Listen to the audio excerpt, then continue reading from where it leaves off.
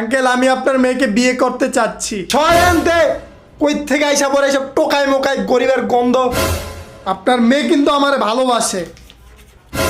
এলে 1 লাখ টাকা রাখ, আর আমার মেয়ের দিকে চোখ ফিরা তাকাবি না। আপনি আমার অপমান করতেছেন। ও করতাছি, টিসু কিনার সামর্থ্য আছে কিনা সন্দেহ।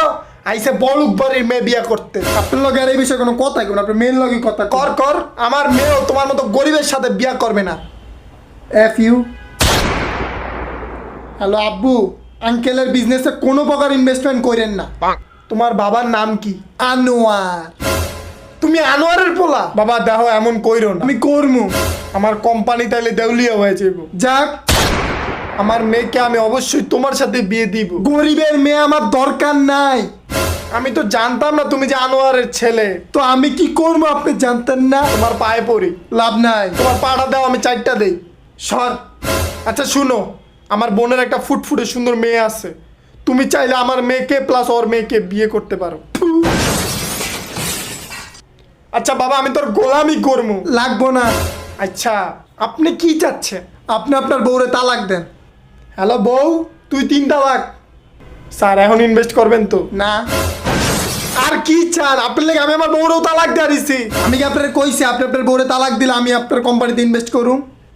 এটা আপনি ঠিক করতেছেন না তো। আচ্ছা কি করলে আপনি ইনভেস্টটা করবেন? আপনি যদি কুত্তারে চুম্মা দেন তাহলে আমি ইনভেস্ট করবো। কুত্তারে চুম্মা দিলে না, আমি এখনই কুত্তারে চুম্মা যাইতাছি। দিছি। এলাম 10 টাকা ইনভেস্ট করলাম। 10 টাকা?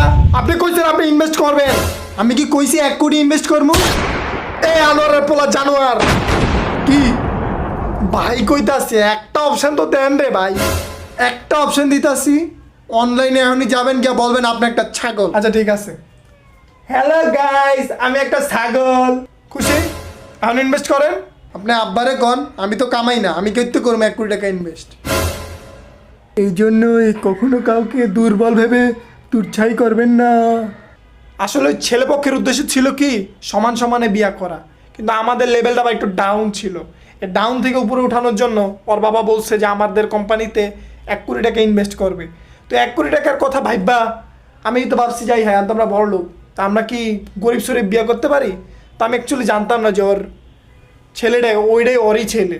কেননা পোশাক আশাক দেখলে মনে হয়। এই মিস্টেকের চক্করে মূলত এই কাহিনীটা হয়ে গেল।